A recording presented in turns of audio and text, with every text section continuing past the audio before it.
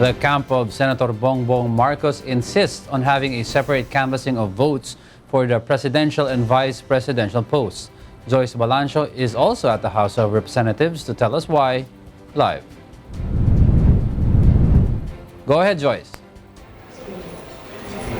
Yes, good evening, Diego. Immediately after the opening of the session for the national canvassing of votes this afternoon, the camp of Vice Presidential candidate Bongbong Marcos has already stepped in and has requested for a change of procedure of the canvassing.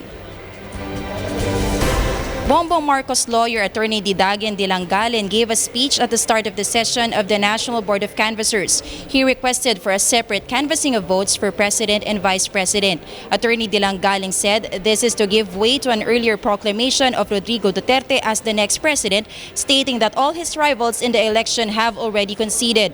Dilangalen requested for a separate canvassing of votes for Vice President since most certificates of canvass for this position are hotly contested. The expected tensions from both camps might also delay the proclamation for the presidential position.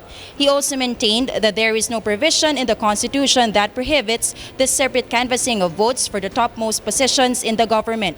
Majority Floor Leader Boyet Gonzales, however, maintained that the Joint Committee cannot entertain the motion of Marcos' camp since Attorney Dilangalen is not a member of the committee. He said NBOC will have to follow the procedures stated under the law. Senator Ferdinand Bongbong R. Marcos Jr. congratulates President Rodrigo Duterte for his landslide victory in the recently concluded presidential election.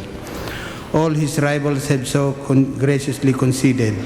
In view of this, it is but legal, fitting, and proper that the votes for President be immediately canvassed and approved by the Joint Commission of Congress. May I just remind the distinguished gentleman, the Honorable Dilangalen, that only members of this panel can properly raise a motion, Ms. Speaker.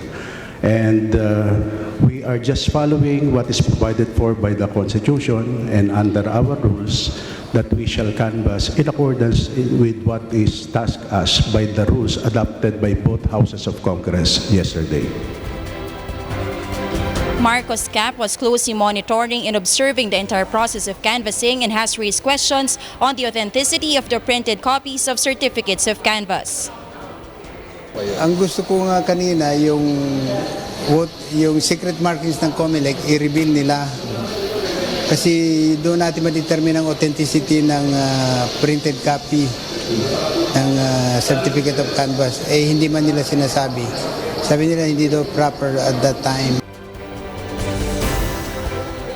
Diego, Attorney George Erwin Garcia, one of the legal counsels of Bongbong Marcos, has also raised the issue of discrepancies in the numbers appearing in the certificates of canvass for the province of Laguna. Now, the NBOC has requested the Provincial Board of Canvassers to appear tomorrow in the next session to give out an explanation on the matter.